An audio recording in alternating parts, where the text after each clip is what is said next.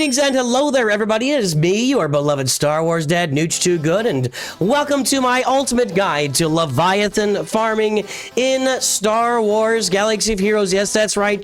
This endgame capital ship that right now and for a while has dominated the landscape of the fleet arena and the game in general as the ultimate, the meta fleet in the game. It's been about a year and a half, I think, since the Leviathan's been dominating the scene, and we'll see if that continues in the future. Maybe you're watching this at a later date and it's been usurped by something else, but Leviathan is a big and important ship in Star Wars Galaxy of Heroes, no matter how you cut it, and it will be for years to come. So let's talk about this farming path and everything that it impacts along the way. And part of the reason I'm jumping into this for me is because this is a very real and present farm for me. It's something that I'm working on farming right now on my roster, so I want to take a close look at it and see how it impacts me as well as you along the way today. So, the Leviathan. Of course, you're going to get a lot of overlap. We're going to have Darth Revan, Darth Malak, Sith Empire Trooper, HK-47, and Bastila Shan. These are, and Sith Assassin. These are all going to be like your Old Republic / Sith Empire rollovers into the Leviathan. We also look at Sortie, who is a made-up Old Republic character by the game. That falls in there as well. We also have some just Sith in general, Sith Trooper and Darth Maul, all included in the farm for the Leviathan. Now, a big thing to note about this farm, and I think it's the most important thing to note as we move forward here. Where is it? I can't even get to pull up. The Fury class interceptor is required for the Leviathan, and this is the very first thing I want to say about this farm. It's not a farm for early gamers or beginners unless you're really looking to drop some coin on an early farm and grab specifically the Fury class interceptor. Here it is, and Darth Malgus, and get Darth Malgus geared up, get the Fury class interceptor ready to go, because there's only one place that you can find. Well, I guess one place now, and that's Proving Grounds.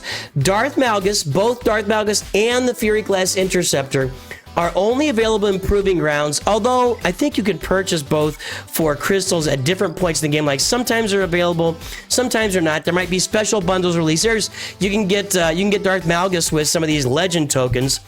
I still feel like occasionally they're available with crystals. I don't know, maybe I'm wrong, but regardless, the only place that 99% of players will be unlocking Darth Malgus and the Fury class interceptor, his ship, will be in Proving Grounds. And you cannot even start playing Proving Grounds until you're at 4 million galactic power. And the Darth Malgus and the Fury class interceptor, mainly the Darth Malgus node. The Darth Malgus node is one of the harder nodes to accomplish in Proving Grounds. I'm trying to remember that. I actually should have looked up the teams I did it with beforehand. Let me go check that out. Well, look at me pulling out some old graphics from, boy, a year and a half ago that I made up. Hey, if you're looking to farm Darth Malgus in Proving Grounds, you're looking, and you don't have any Galactic Legends. I think there are a fair number of Galactic Legend teams that can do the event and do the node, but you're looking at Jedi Knight Luke team or perhaps a Darth Traya team.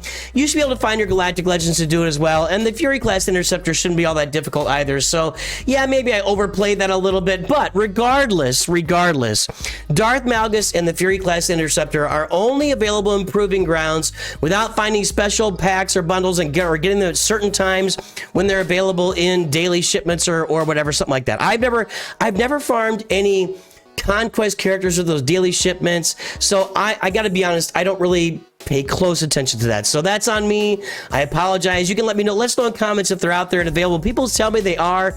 I don't know, man. I've just never seen them, never looked for them. But that is the big limitation for you as a player in Star Wars Galaxy of Heroes if you're going to go and unlock the Leviathan. It is just really not available there for you, specifically because of that, until you are in the late game. Because if you start Proving Grounds at 4 million, you're really looking at somewhere between 6 and 8 million before you even get them unlocked, Malgus and the Fury class Interceptor. Then you got to farm all this other stuff. Not to mention you got to get Darth Revan and Darth Malak both to Relic 9.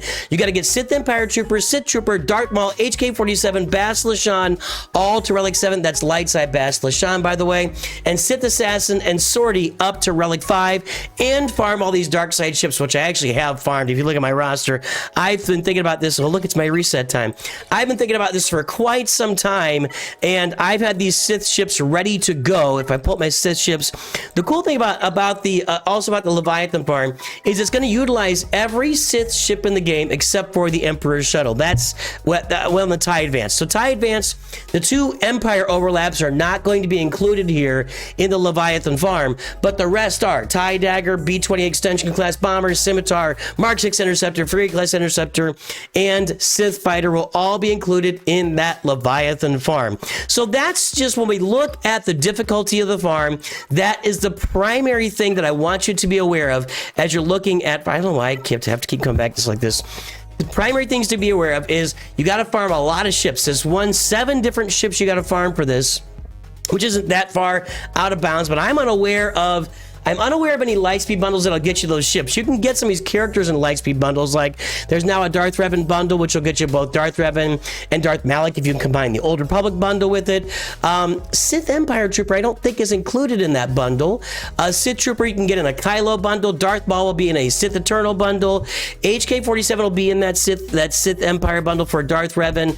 Bastila Shan will be in the Old Republic bundle for Jedi Knight Revan. Sith Assassin, you got to get her on your own, and Sortie, you got to get Sortie on your own as well. So that's all the farming requirements. Is it difficult? It's fairly difficult here, especially the 2 Relic 9s. Darth Malak is going to end, and the Fury class are going to be a problem for you until later in the game. What are some side teams you're going to get to go along with? Well, the main thing you can see here is that you're going to be getting a Sith Empire team. The rest of this here, Sortie can make her own teams with some droids, but, not by herself and not with just 1 or 2 droids. You got a bunch of droids to plug in there. Bastila Shan will go on a Jedi Knight Revan team. The Sith Assassin doesn't really plug in anywhere. Sith Trooper does go into a Kylo team, but let's take a look at that Sith Empire team, because it's something I'll be putting together on my own as well. And I may be farming this. I'm doing Sith Eternal right now.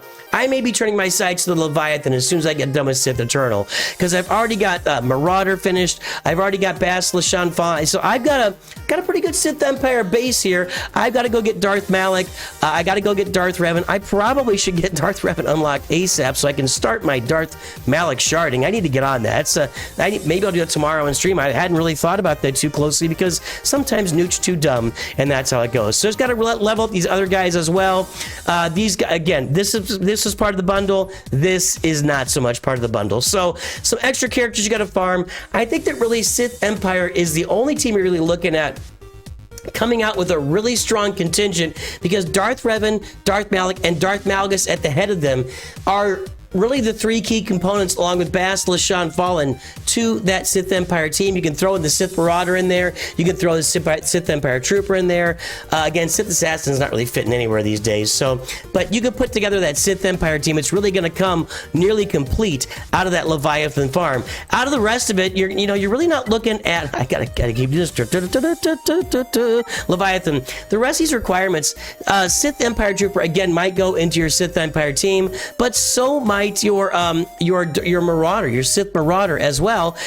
Your Sith Trooper, that will go in your Kylo team. Darth Maul doesn't really go anywhere. He's just kind of a piece. Maybe you can throw Darth Maul in with your Darth Bane team if you got Darth Bane, just to get him some juice when Darth Maul dies. HK-47 doesn't even really fit in the Sith Empire team these days. Perhaps you put him with Sortie on that droid team. Bastila Shan, she's not even always available. When the deeper you get in the game and Jedi Knight Revan starts being used on the Jedi Master Luke squads, you might use Bastila Shan in a 3v3 situation, but you might not even use her there. She's not all that used when you get to the later game, and we talked about Sith Assassin. These ships are used nowhere else except pretty much for the Leviathan. They're really not, you don't see a lot of these ships used anywhere else in the game.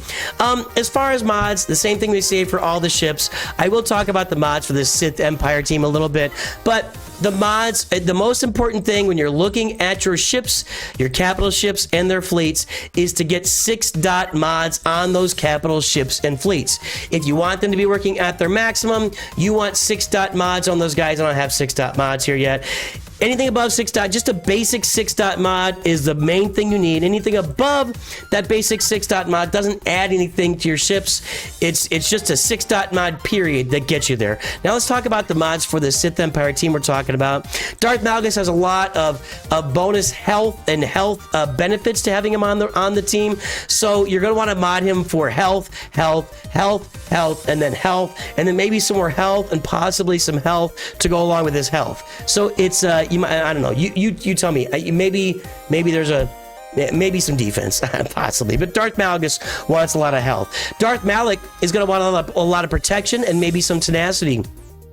He converts, and again, I don't have Darth Malik here yet. I might have said Darth Malgus there, but Darth Malik converts all protection and gains that much max health. He converts his protection to health at the beginning of the battle. Tenacity is to keep bad things from happening to him. I'm not sure that tenacity is really super required under a Darth Malik lead, but under a Darth Revan lead, you want to have some tenacity on him because you don't want him really getting stunned or anything. But protection on Darth Malik, it gets converted to health. You're better off converting 24% protection to health than just taking 16% health. Make him a big fat tank that causes problems because as he hits 50, 25, 75, 50, and 25% health, he actually resets some stuff and gains some health back and does his life drain. He does some really cool stuff. Darth Revan is modded for speed and crit damage. That's where you want Darth Revan.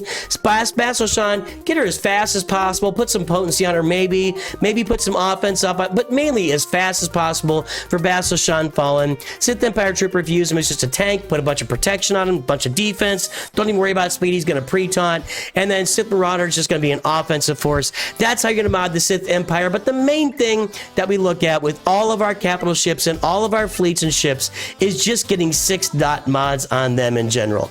And my thoughts, my final thoughts on the Leviathan. Again, guys, it's at the top of the fleet meta right now. Maybe it won't be when you're watching this video. I don't know. But, you know, we've had some, ranks what I want. We've had some incursions here recently of the Executor moving its way in there against Leviathans with the punishing one out there, but we've now got counters by putting the TIE Dagger out there. It kind of stops the punishing one in its tracks. We've now got the Scimitar, which is part of the fleet that makes the mirror counters a little better for you. So Leviathan is at the top of Fleet Arena.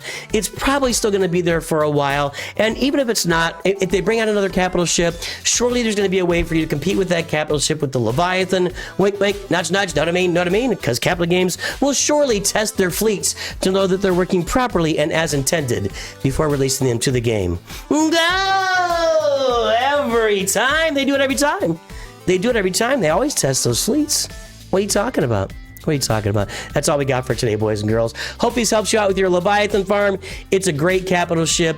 It does a lot of work in every aspect of the game. It's so good. I hope that you all have a great day. And as you go throughout your day, left and right and in between, I hope that you always remember, Nooch too good.